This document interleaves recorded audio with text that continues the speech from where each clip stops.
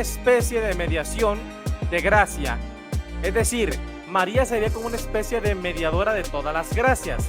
Eso significa que nadie podría salvarse, a no ser por medio de María. Obviamente, pues es algo totalmente contrario, ¿no?, a lo que la Escritura enseña, porque conforme a la palabra de Dios, pues es Jesucristo el Salvador y el medio de la salvación. Ya que supuestamente sin María, en este caso entrando en la materia de lo que enseña la Iglesia Católica, pues no puede haber un Salvador, y sin un Salvador no puede haber salvación. Por el contrario, el canon bíblico representa y presenta a un único redentor. Jamás representa a un redentor asociado al Señor Jesucristo como una especie de, ¿cómo le podemos decir?, asociación en participación o algo así. Según la Biblia, solamente hay un redentor, un salvador y un camino al Padre, y este es el Señor Jesucristo. Mira lo que dice Efesios 1, versículo 7. En quien tenemos redención por su sangre, el perdón de pecados.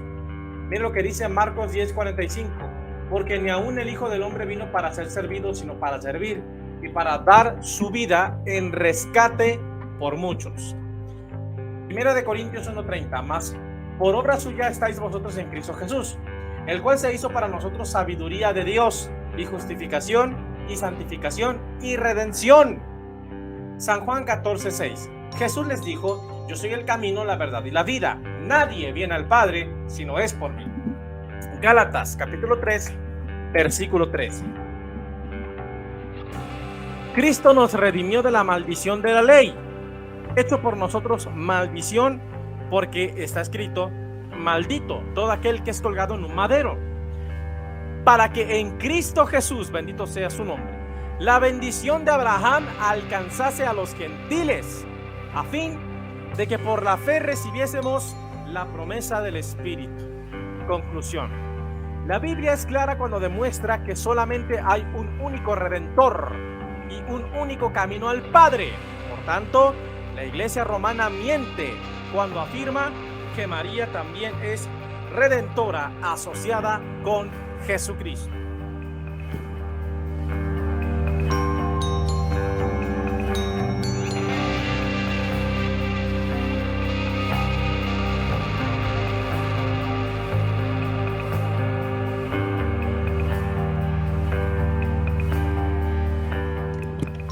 Número 5. María como abogada. La Iglesia Católica Romana enseña que María supuestamente es quien nos defiende ante el Padre. La Iglesia Romana enseña que María es la abogada que defiende nuestro caso ante el Padre Eterno. ¿Pero es esto cierto? La respuesta es un contundente y rotundo no. Esta herejía perversa y falsa no tiene sustento en las Santas Escrituras. Solamente hay un único abogado de la Iglesia, y ese es Cristo, el Hijo de Dios. Mira lo que dice la Escritura en 1 de Juan capítulo 2 y versículo 1. Hijitos míos, estas cosas os escribo para que no pequéis. Y si alguno hubiere pecado, abogado tenemos para con el Padre, a Jesucristo el justo. Y Él es la propiciación de nuestros pecados, y no solamente de los nuestros, sino también por los de todo el mundo. Esto demuestra que solamente hay un abogado ante el Padre a favor de la Iglesia, y ese es Jesucristo. Y la razón por la cual solamente hay un único abogado que nos defiende delante del Padre es porque ese abogado, Jesucristo, bendito sea su nombre, dio su vida por nosotros. María no puede ser nuestra abogada porque ella no dio su vida por nosotros.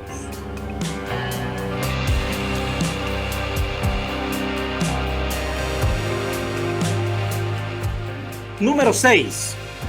María Consoladora. La madre que consuela y sostiene es celebrada el 20 de junio durante la fiesta llamada como la Virgen del Consuelo. Y esta es una celebración, una festividad que se hace con el propósito de rendirle culto a la Virgen del Consuelo, y data desde el siglo VII. Como podemos observar en esta herejía, que es una herejía, realmente no se está haciendo esta festividad con el propósito de honrar a Dios. No se está celebrando este homenaje con el propósito de glorificar a Jesucristo, de glorificar a Dios o de glorificar los valores cristianos, sino que se hace con el propósito de glorificar a un ídolo mudo, a una piedra muda. Lo digo con mucho respeto, pero es la verdad. La pregunta es, ¿qué es lo que la Escritura afirma acerca de eso? ¿Es verdad que María es nuestra consoladora? ¿O quién es el consolador de la iglesia? Isaías 51:12 dice lo siguiente: yo soy vuestro consolador. ¿Quién eres tú para que tengas temor del hombre que es mortal y del hijo del hombre que es como heno?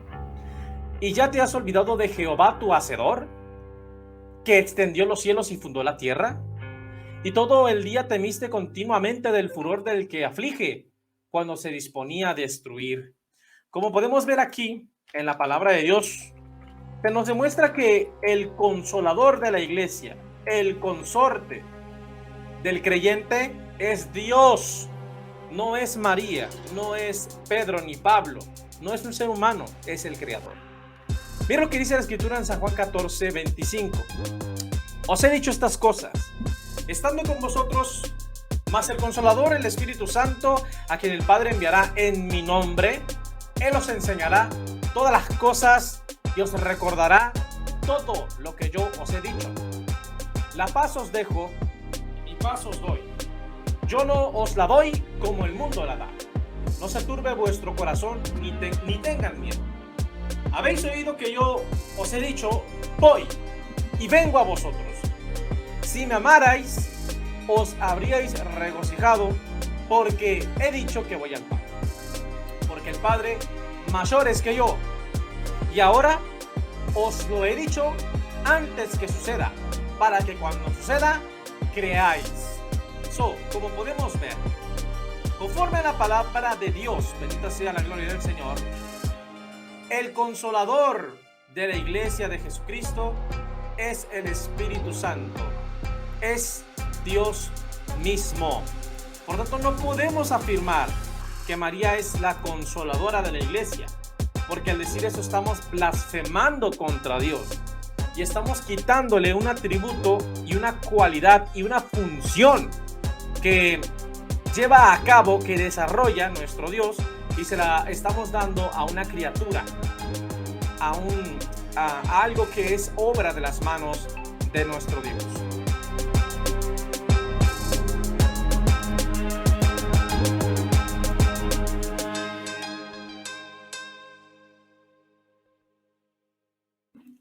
Número 7.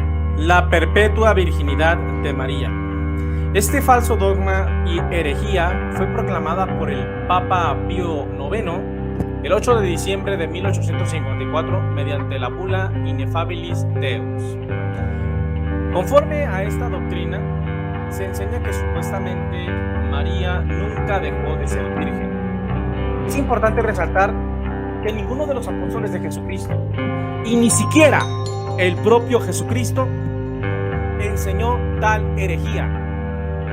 La palabra de Dios nos deja evidencia que demuestra que María dejó de ser virgen. Por ejemplo, la Escritura demuestra que Jesucristo fue el hijo primogénito de María. Si María no tuvo más que un solo hijo, ¿por qué es que la Biblia a este hijo único le llama primogénito y no unigénito? Es lo que dice la Escritura.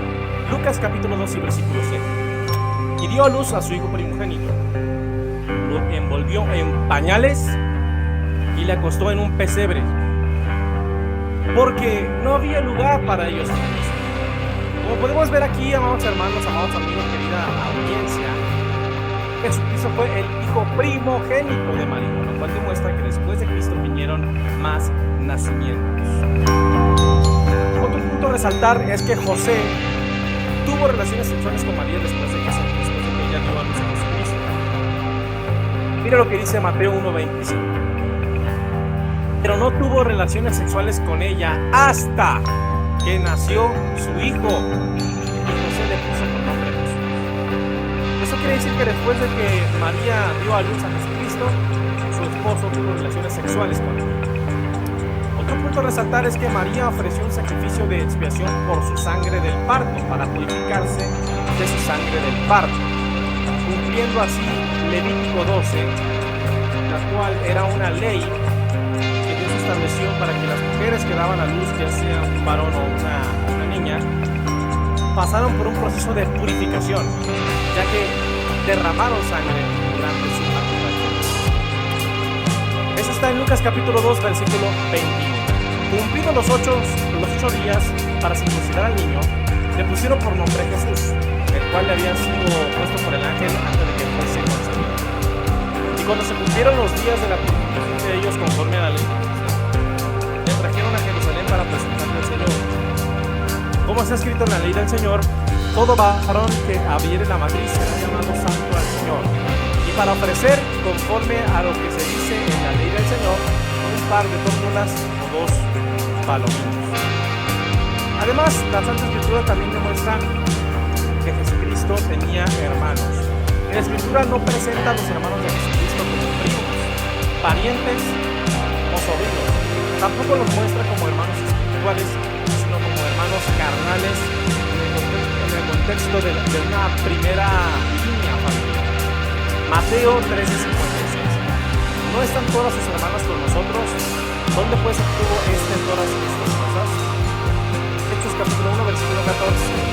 Todos estos perseveraban unánimes en oración y luego con las mujeres y con María, la madre de Jesús, y de sus hermanos. Como podemos ver, los hermanos de Jesucristo son una evidencia que demuestra que María tuvo más hijos. Otro punto a resaltar es que el nacimiento de Jesucristo fue según la carne, no fue un nacimiento espiritual, no fue un nacimiento sobrenatural, sino que fue un nacimiento común y corriente, un nacimiento natural, un nacimiento carnal. Mira lo que dice la Escritura en Romanos 9:5. De quienes son los patriarcas y de los cuales según la carne vino Cristo, el cual es Dios sobre todas las cosas, bendito por los siglos. Amén. Gálatas capítulo 4, versículo 4 dice lo siguiente: pero cuando vino el cumplimiento del tiempo, Dios envió a su Hijo al mundo, nacido de mujer, nacido bajo la ley. Esto demuestra que Jesucristo vino naciendo. ¿Y cómo nació? Según la carne. Y no solamente es lo único que la Biblia nos demuestra, también en 1 de Juan 5:6, el apóstol Juan revela que Jesucristo vino mediante agua y sangre. No vino de una manera sobrenatural, sino mediante agua y sangre. Este es el que vino mediante agua y sangre, Jesucristo. No solo con agua, sino con agua y con sangre. Y el Espíritu es el que da testimonio, porque el Espíritu es la verdad.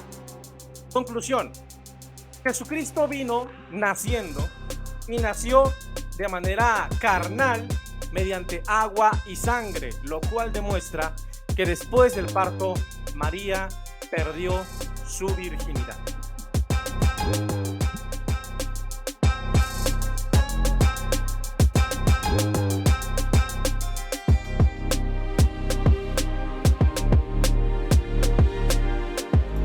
Número 8. La Inmaculada Concepción de María. Conforme a la doctrina de la Iglesia Católica Romana, María supuestamente nunca ha pecado. Ellos creen que desde la concepción, desde que los padres de María tuvieron relaciones sexuales, al momento que ellos tuvieron estas relaciones y la madre de María pues quedó embarazada, supuestamente hubo un milagro que permitió que en ese embarazo, que en ese proceso de ¿cómo le podemos decir? Reproducción, vaya, no hubo pecado, no hubo algo sucio, sino que todo fue santo. Y se cree también que pues María nace sin pecado, vive sin pecado y es asunta a los cielos sin pecado. Obviamente es una doctrina completamente extraña, una doctrina marciana, una doctrina alienígena, algo completamente desconocido para los apóstoles de Jesucristo, para Jesucristo y para los cristianos primitivos, ya que Jesucristo, sus apóstoles y los creyentes primitivos nunca enseñaron tal doctrina. Por el contrario, la palabra de Jesucristo enseña que todos estamos bajo pecado. Mire lo que dice Romanos capítulo 3, versículo 9. Entonces, ¿qué? ¿Somos nosotros mejores que ellos? En ninguna manera, porque ya hemos denunciado que tanto judíos como griegos están todos, ¿qué cosa? Bajo pecado. Romanos 3:23 dice lo siguiente: por cuanto todos pecaron, están destituidos de la gloria de Dios. Primera de Juan 1:8. Si decimos que no tenemos pecado, nos engañamos a nosotros mismos, y la verdad no está en nosotros. Si confesamos nuestros pecados, Dios es fiel y justo para perdonar nuestros pecados y para limpiarnos de toda maldad. Si decimos que no hemos pecado, le hacemos a Él mentiroso y su palabra no está en nosotros. Esto demuestra que absolutamente todo el género humano está bajo pecado. Por tanto, si decimos que María no tuvo pecado, si decimos que María no pecó, estaríamos diciendo que María no es humana. Y si María no es humana, entonces tendría que ser una diosa. Y si se eleva al nivel de diosa, estaríamos cayendo en la idolatría. Dios te bendiga.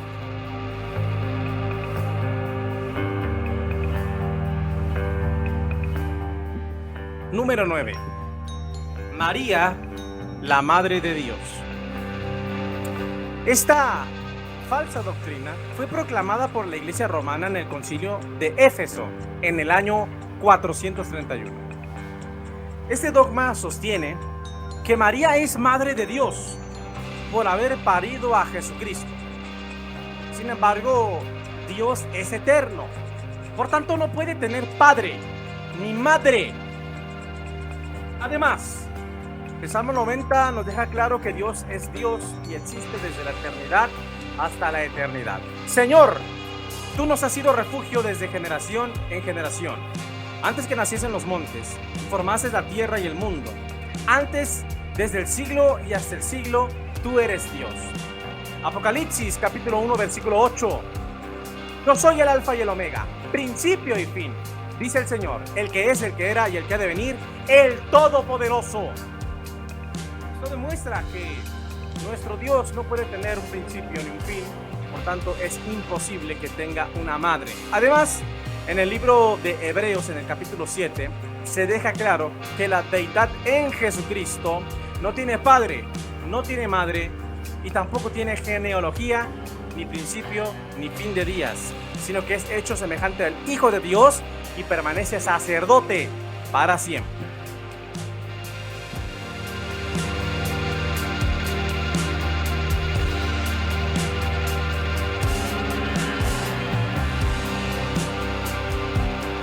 Número 10. La Asunción de María. El 1 de noviembre de 1950 se publicó la Constitución Apostólica, la cual dejó en evidencia que supuestamente María era, o fue, mejor dicho, asunta a los cielos. Definitivamente esta doctrina no tiene absolutamente nada que ver con el catálogo doctrinal que Jesucristo y sus apóstoles manifestaron al mundo. La palabra de Dios es muy clara. Nuestra hermana María será arrebatada al igual que la iglesia antes de la gran tribulación, conforme a 1 de Corintios 15:51 y 1 de Tesalonicenses capítulo 4 versículo 15 al 16. Las Santas Escrituras presentan que después de la resurrección, el único que fue arrebatado al cielo fue Jesucristo y no su madre María. Apocalipsis capítulo 12 versículo 4 lo demuestra. Dice así: y su cola arrastraba la tercera parte de las estrellas del cielo y las arrojó sobre la tierra, y el dragón se paró frente a la mujer que estaba para dar a luz, a fin de devorar a su hijo tan pronto como naciese.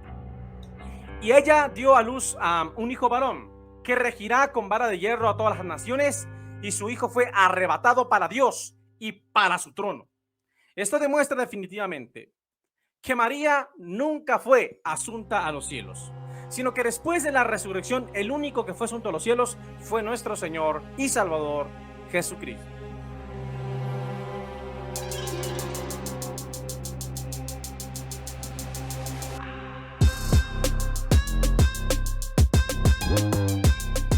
Número 11. La confesión sacerdotal. En el Cuarto Concilio de Letrán, en 1215, en el Concilio de Florencia y el Concilio de Constanza, se estableció el sacramento de la penitencia y de la confesión. Este sacramento enseña que la única manera en que nosotros nos podemos reconciliar con Dios es por medio de un sacerdote a través de una confesión auricular. Sin embargo, la palabra de Dios refuta esta falsa doctrina, ya que nos demuestra que la confesión debe ser directamente con Dios. En Romanos capítulo 14, versículo 10, el apóstol Pablo enseña lo siguiente: vivo yo, dice el Señor, que ante mí se doblará toda rodilla y toda lengua confesará a Dios. No dice que vamos a confesar al hombre, sino que vamos a confesar a Dios. En el Salmo capítulo 32 y versículo 5, el rey David afirma: él confesó sus pecados a Jehová y que Jehová perdonó la maldad de su pecado. También en Hebreos capítulo 4 versículo 12, la escritura dice que a Dios es a quien debemos de rendir cuentas. Por último, la escritura nos enseña que el perdón de pecados se obtiene mediante el arrepentimiento por medio del nombre del Señor Jesucristo. Esto está en Hechos capítulo 3 versículo 19. Así que arrepentíos y convertíos para que sean borrados vuestros pecados, para que vengan de parte del Señor, de la presencia del Señor, tiempos de refrigerio. En el Evangelio de Lucas capítulo 24 versículo 46 a 47, el Señor Jesucristo dice lo siguiente: así está escrito, y así fue necesario que el Cristo padeciese y que resucitase de entre los muertos al tercer día, y que se predicase en su nombre el arrepentimiento y el perdón de los pecados en todas las naciones, comenzando desde Jerusalén.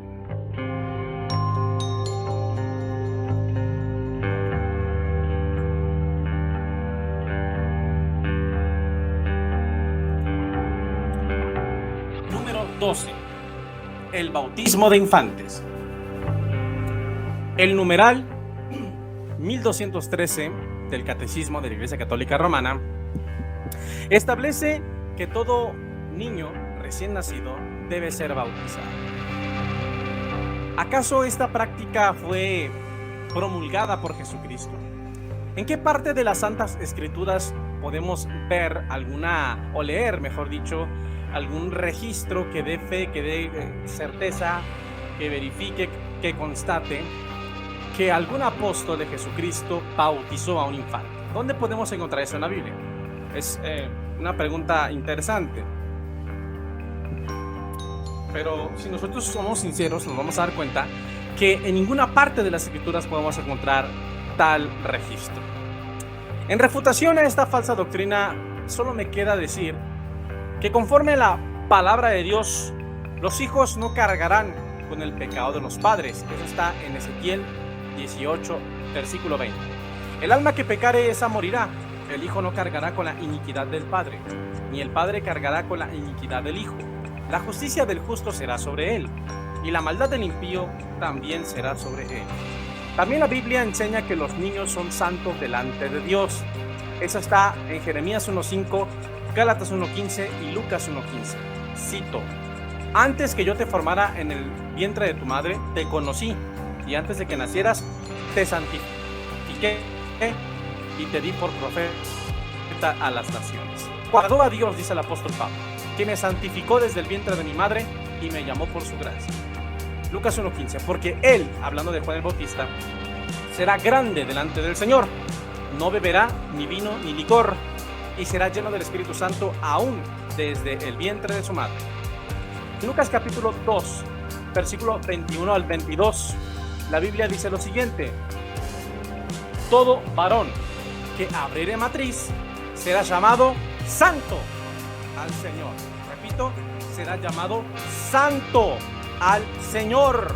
Esto demuestra que todo bebé, todo recién nacido es santo, no tiene pecado delante de Dios. Y si no tiene pecado, no tiene nada de qué arrepentirse. Y si no tiene nada de qué arrepentirse, no necesita ser bautizado.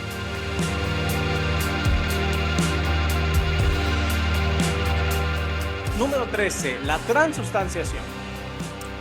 Este dogma, esta doctrina fue fundamentada, establecida o fortalecida, ¿no?, por medio de los concilios de la Iglesia Católica.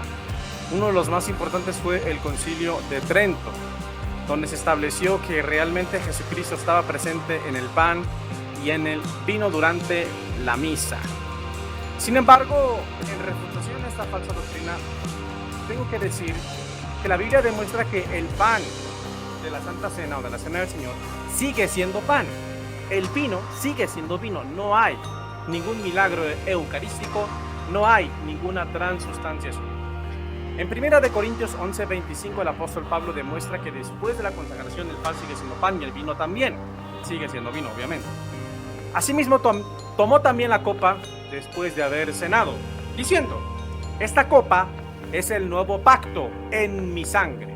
Haced esto todas las veces que la bebiereis en memoria de mí.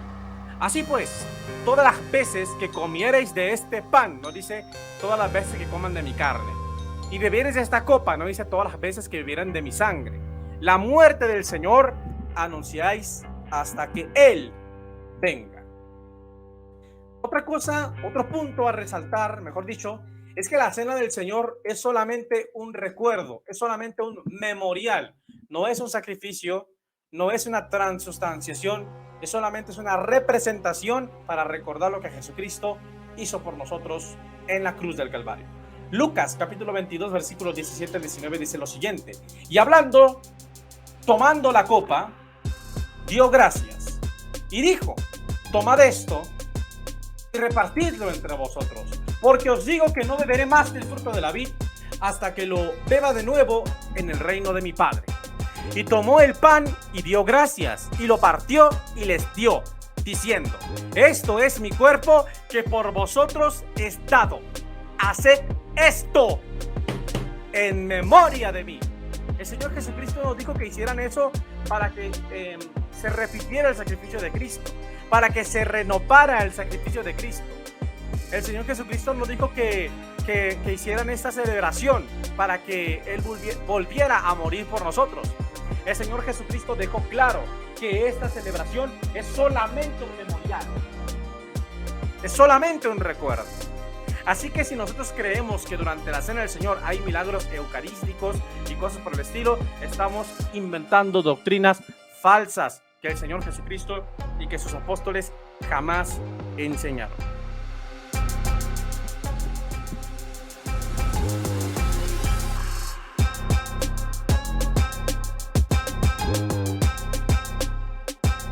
Número 14. El culto a los muertos. La Iglesia Católica enseña que se le debe rendir culto religioso a los santos muertos. Por ejemplo, San Patricio, San Judas Tadeo, a San Juan Pablo II, etcétera, etcétera y etcétera.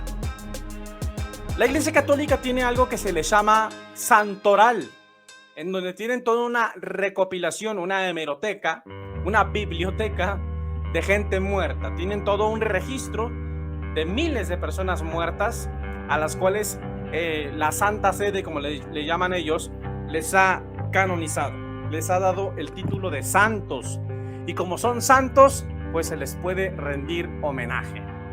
Definitivamente esta doctrina aberrante y abominable jamás fue enseñada por Jesucristo ni por sus apóstoles. Por el contrario, la Biblia enseña que el culto debe ser rendido, debe ser ofrecido únicamente a Dios, conforme a Mateo capítulo 4 y a Romanos 1:25.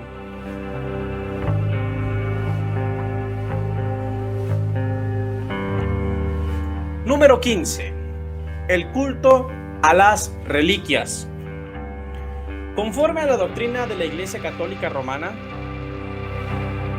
cualquier tipo de objeto inanimado que haya sido usado por algún santo o que haya tenido alguna historia que se relacione con algún santo o algún católico antiguo o cristiano antiguo, como dicen ellos, debe ser venerado, debe recibir un culto de dulia. Sin embargo, las escrituras contradicen este accionar anticristiano, abominable y pagano. Dios no nos permite repetir las prácticas del paganismo. Mira lo que dice Deuteronomio 18:19. Cuando entres en la tierra que el Señor tu Dios te da, no aprenderás a hacer las cosas abominables de esas naciones, porque estas naciones a agoreros y a brujos sirven, mas a ti no te he enseñado así Jehová. Mira lo que dice el apóstol Pablo en 1 Corintios capítulo 10 y versículo 19.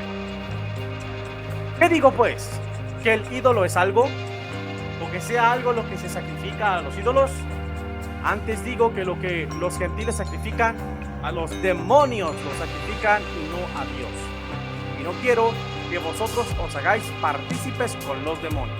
No podéis beber de la copa del Señor y de la copa de los demonios.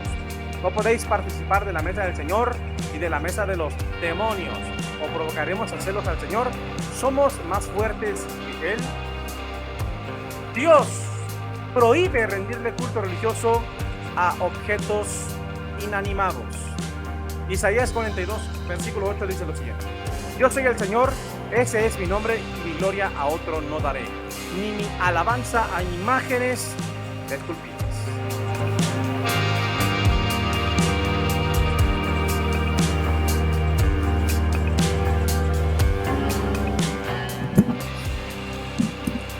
Número 16.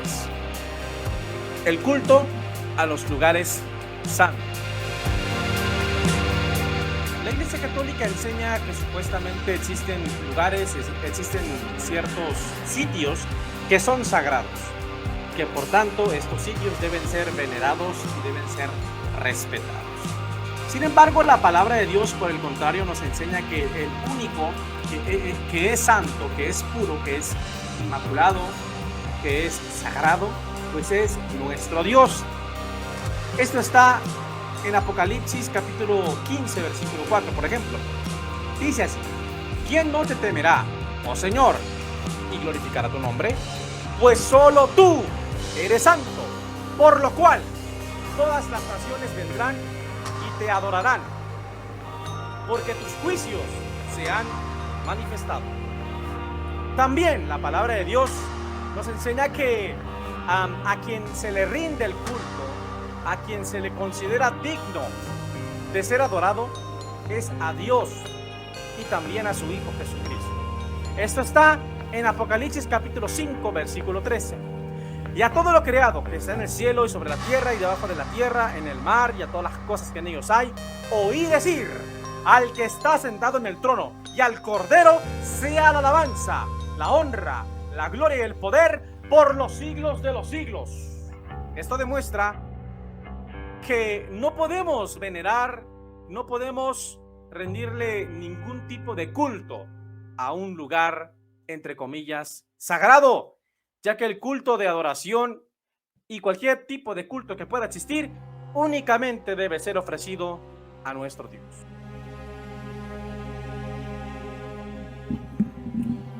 Número 17. Los 5 falsos ministerios de la Iglesia Católica. La Iglesia Católica, Apostólica y Romana nos presenta 5 falsos ministerios. Nos presenta una lista donde aparece, por ejemplo, el Papa o los papas de Roma, los cardenales, obispos, monseñores y sacerdotes. Sin embargo, si nosotros hacemos una investigación en las Santas Escrituras, nos daremos cuenta que no aparece ninguno de estos títulos, no aparece ninguno de estos oficios, no aparece ninguno de estos ministerios en la lista de Efesios 4:11. La Escritura nos enseña que Jesucristo constituyó apóstoles, profetas, evangelistas, pastores y maestros, pero no nos dice que Jesucristo constituyó papas, sacerdotes, cardenales, obispos y monseñores. De esta manera podemos entender que los falsos 5 ministerios de la Iglesia Católica Romana son una herejía.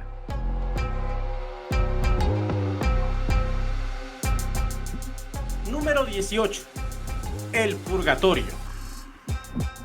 El Catecismo de la Iglesia Católica, en su numeral 1030, sostiene que esta doctrina fue formulada por la Iglesia Romana por medio de los concilios de Florencia, Trento y de Lyon.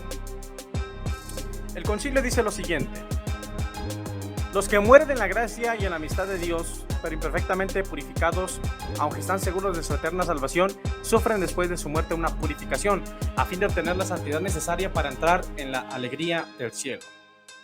Obviamente que esa es una doctrina hereje y una abominación. ¿Por qué? Porque niega la suficiencia de la sangre de Cristo, niega que el sacrificio de Jesucristo es suficiente para que nosotros podamos ser salvos, niega que el sacrificio de Cristo basta y sobre para que nosotros podamos acceder a la presencia de Dios después de morir.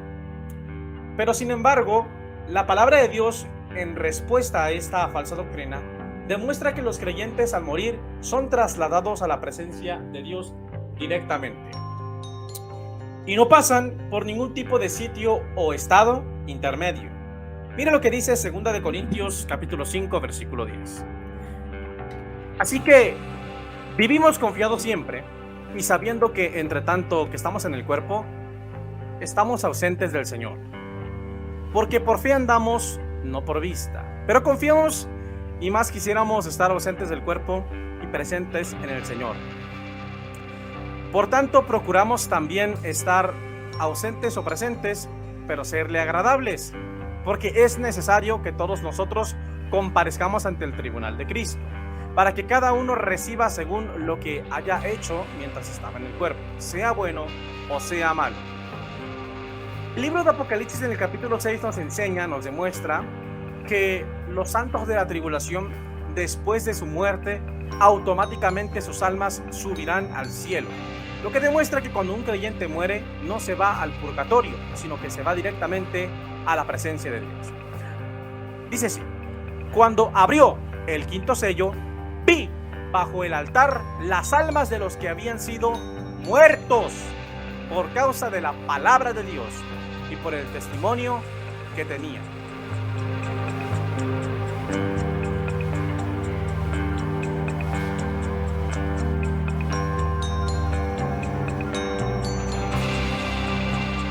Número 19. El limbo.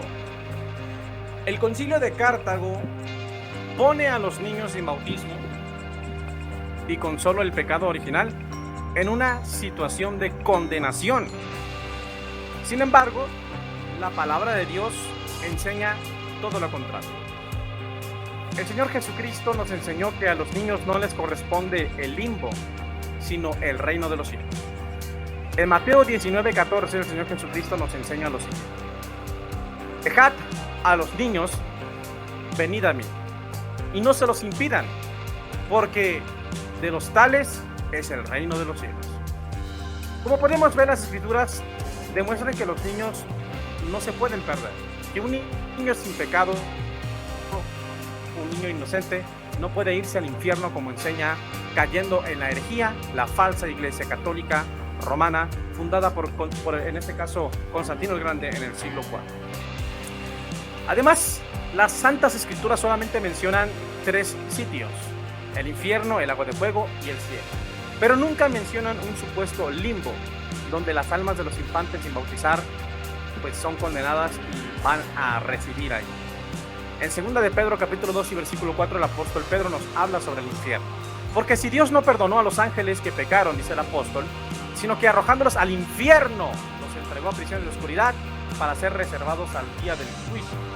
Aquí podemos ver claramente que la Biblia nos habla del infierno. Acá, por ejemplo, en Apocalipsis 20:15 nos habla del lago de fuego. Y el que no se halló inscrito en el libro de la vida fue lanzado al lago de fuego. Y también la palabra de Dios nos enseña en Apocalipsis 21:1-2 acerca del cielo. Vi un cielo nuevo y una tierra nueva, porque el primer cielo y la primera tierra pasaron, y el mar ya no existía más. Y yo, Juan, vi la santa ciudad, la nueva Jerusalén, descender del cielo de Dios, dispuesta como una esposa ataviada para su marido. Esto demuestra definitivamente que no existe el limbo. Y si no existe el limbo, entonces la Iglesia Católica ha mentido, ha engañado y ha estafado.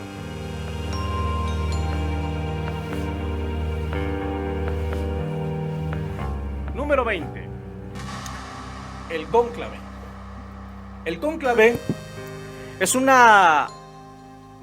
procedimiento, que usa la Iglesia Católica para elegir a sus nuevos papas, para elegir a los supuestos nuevos sucesores del apóstol Pedro. La definición sería básicamente una junta de cardenales que se reúnen para elegir al nuevo papa. Sin embargo, la palabra de Cristo refuta esta falsa práctica, ya que las Escrituras nos enseñan que los ministerios los da Dios y no los hombres. Mira lo que dice Efesios 4:11 al 13.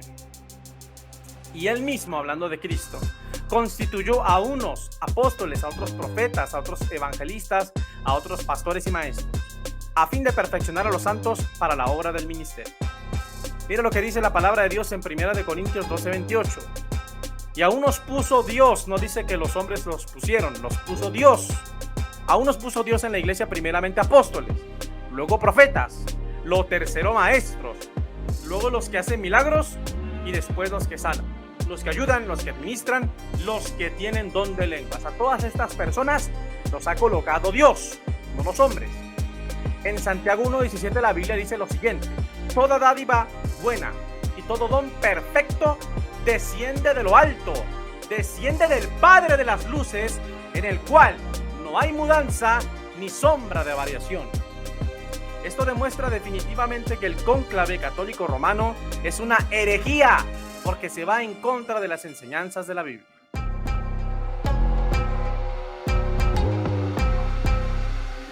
Número 21. La sucesión papal. Por sucesión papal se entiende a la transmisión mediante el sacramento de la orden del ministerio de los apóstoles. Supuestamente este ministerio ha sido transferido desde el apóstol Pedro hasta nuestros días, y por eso es que supuestamente ha habido cientos de papas durante prácticamente toda la historia. Sin embargo, no hay un testimonio bíblico ni histórico que demuestre que el apóstol Pedro nombró a algún discípulo como su legítimo sucesor. Los apóstoles, además, nunca dejaron como encargados de la iglesia a nuevos apóstoles. Por el contrario, dejaron como encargados de la iglesia a los pastores cristianos. Esto está en Hechos capítulo 20, versículo 28, Primera de Pedro 5:1 y Hebreos 13:17. Dice así la Biblia: por tanto, mirad por vosotros y por todo el rebaño, en que el Espíritu Santo los ha puesto por obispos, para apacentar la iglesia del Señor, la cual él ganó con su propia sangre. Porque yo sé que después de mi partida entrarán en medio de vosotros lobos rapaces, que no perdonarán al rebaño. Primera de Pedro capítulo 5, versículo 1.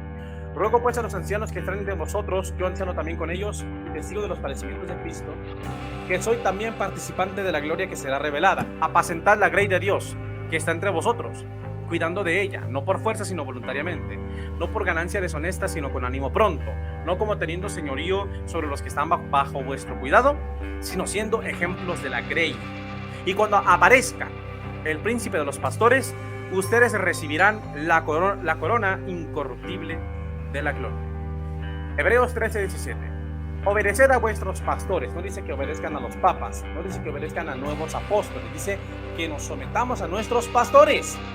Obedeced a vuestros pastores y sujetaos a ellos, porque ellos velan por vuestras almas, como quienes han de dar cuenta, para que lo hagan con alegría y no quejándose, porque esto no es provechoso.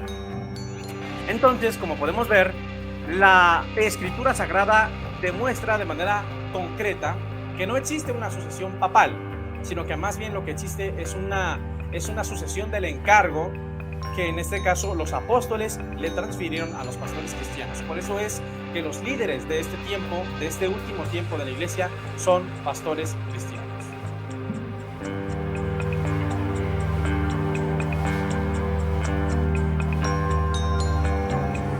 Número 22. El primado de Pedro. La Iglesia Católica enseña que el apóstol Pedro tuvo una primacía, tuvo una una especie de cargo político, religioso, superior y preeminente por encima del resto de los apóstoles o por encima de todos los apóstoles. Y también enseña que el apóstol Pedro fue el único pastor universal de la iglesia, lo cual es una tontería, ¿verdad? Porque la Biblia no enseña eso en ningún momento. El Señor Jesucristo prohibió entre sus apóstoles que hubiese algún apóstol supremo, que hubiese algún tipo de jerarquía o de primacía. Y eso está en Mateo capítulo 26, versículo 28 al 29. Mas entre vosotros no será así, sino el que quiera hacerse grande entre vosotros será vuestro servidor. El que quiera ser el primero será vuestro siervo. Y el que quiera enaltecerse será humillado. Así como el Hijo del Hombre no vino para ser servido, sino para servir y para dar su vida en rescate por muchos. Ahora, en la iglesia de Jerusalén había 3 líderes, había 3 columnas. No había un solo líder y una única columna, sino 3 líderes que eran las 3 columnas de la iglesia de Jerusalén, conforme al libro de Gálatas, capítulo 2 y versículo 9. Y dice así la palabra de Dios. A reconocer la gracia que se me había sido dada, Jacobo, Pedro y Juan, ¿sí?, que eran considerados como columnas, nos dieron a mí y a Bernabé la diestra de compañerismo para que nosotros fuéramos a los gentiles y ellos fueran a los de la circuncisión. Como podemos ver aquí, el apóstol Pedro es mencionado de segundo. Si fuera el primero, si fuera el que tenía un primado, pues debía de ser mencionado en primer lugar todo el tiempo. Las escrituras también presentan al apóstol Pablo como el líder de la iglesia. Si Pedro era el que tenía el primado, ¿por qué la Biblia no presenta a Pedro como el cabecilla? ¿Por qué presenta a Pablo como el cabecilla? Leamos. Hechos capítulo 24, versículo 5. Pues hemos descubierto que este hombre es verdaderamente una plaga y que provoca disensiones entre todos los judíos por todo el mundo. Y es el líder de la secta de los nazarenos. Entonces, como podemos observar, no es verdad que el apóstol Pedro era el líder de la iglesia o el apóstol supremo. Realmente el apóstol más grande fue el apóstol Pablo. Ahora, es mentira que el pastor universal de la iglesia es el Papa. El pastor universal de la iglesia es Jesucristo y no los falsos papas de Roma. Miren lo que dice Primera de Pedro capítulo 2 versículo 25. Pues vosotros andabais descarriados como ovejas, pero ahora habéis sido vueltos al pastor y obispo de vuestras almas. Primera de Pedro capítulo 5 versículo 3, no como teniendo señorío sobre los que están bajo vuestro cuidado, sino siendo ejemplos de la grey. Y cuando aparezca el príncipe de los pastores, vosotros recibiréis la corona incorruptible de la gloria. Entonces el príncipe de los pastores y el pastor supremo es Jesucristo, no es un falso papa de Roma. Por último, el poder de atar y desatar lo tenemos todos los creyentes y no solamente el apóstol Pedro. Mira lo que dice Mateo capítulo 18, versículo 18 al 20. De cierto os digo, que todo lo que atéis en la tierra será atado en el cielo, y todo lo que desatéis en la tierra será desatado en el cielo. Otra vez os digo, que si 2 de vosotros se pusieran de acuerdo en la tierra acerca de cualquier cosa que pidieren, les será hecho por mi Padre que está en los cielos, porque donde 2 o 3 están reunidos en mi nombre, yo estoy ahí en medio de ellos. Esta declaración fue dirigida no solamente a los apóstoles de Jesucristo, sino a todos los creyentes, a todos los discípulos que estaban reunidos en ese momento.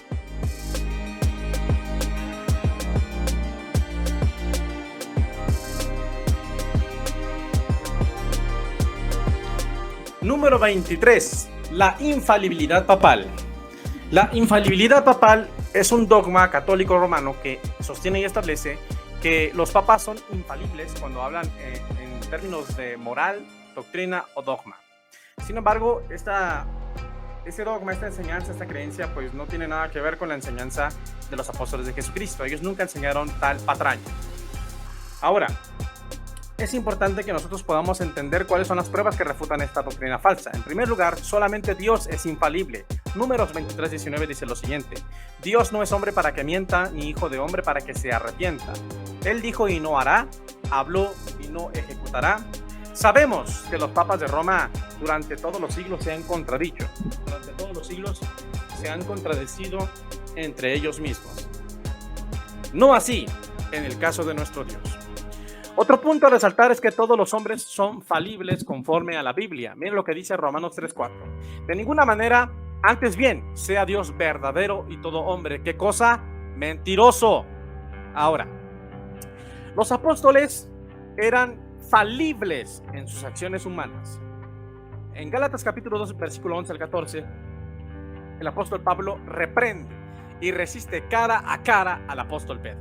Si supuestamente el apóstol Pedro era infalible porque era el primer papa, ¿cómo es posible que el apóstol Pablo lo confrontara y le hiciera ver su error?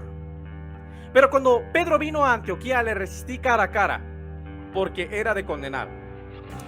Pues antes de que viniesen algunos de parte de Jacobo, comía con los gentiles. Pero después que vinieron, se retraía y se apartaba, porque tenía miedo de los de la circuncisión, y en su simulación participaban también los otros judíos. De tal manera que aún Bernabé fue también arrastrado por la hipocresía de ellos. Pero cuando vi que no andaban rectos